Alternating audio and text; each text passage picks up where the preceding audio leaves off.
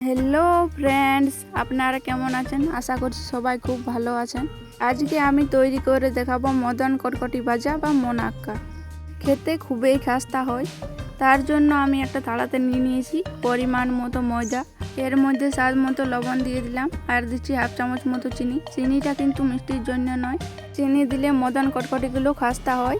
আর দিচ্ছি হাফ চামচ কালো জিরে, আর 3 টেবিল চামচ দিয়ে দিলাম সাদা তেল। চাইলে আপনারা ঘি বা বাটারও দিতে পারেন। এখন সব উপকরণগুলোকে ভালোভাবে ঘষে ঘষে মিশিয়ে নিতে হবে। এভাবে ময়ানটা দিতে হবে, যেমন মুঠো করলে মুঠো হয়, আবার ভেঙে দিলে ঝুরো ঝুরো হয়ে পড়ে যায়। এবারে এতে অল্প অল্প জল মিশিয়ে একটা ডো মেখে নেব।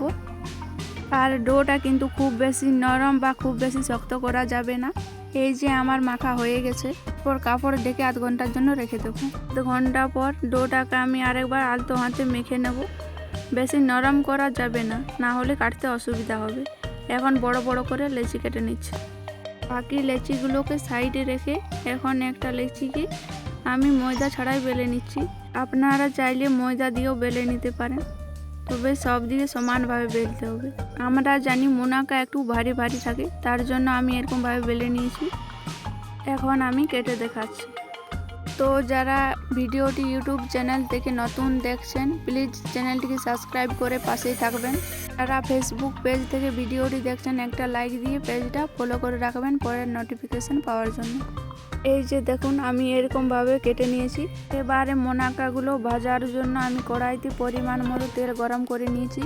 তেল কীরকম গরম আছে সেটা একটু দেখিয়ে দিচ্ছি।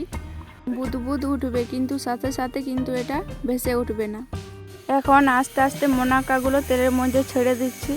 মাঝারি আঁচে মোনাকাগুলোকে সুন্দর করে ভেজে নিতে হবে। বেশি আঁচে ভাজলে কিন্তু মোনাকা ভেতর থেকে কাঁচা থেকে যাবে, আর সেক্ষেত্রে মোনাকাগুলো বেশি দিন স্টোর করে রাখা যাবে না। এই যে দেখুন, মোনাকাগুলো ফুলে ফুলে উঠে গেছে। এখন উল্টে পাল্টে দুদিকে সোনালি করে ভেজে নেব। এই যে সোনালি করে দুদিক থেকে ভেজে নিয়েছি, এখন তুলে রাখবো। আশা করছি আজকের আমার এই রেসিপি আপনাদের খুব ভালো লাগবে। আর আমার চ্যানেল এখনও না সাবস্ক্রাইব করা রইলে সাবস্ক্রাইব করার জন্য অনুরোধ রইল।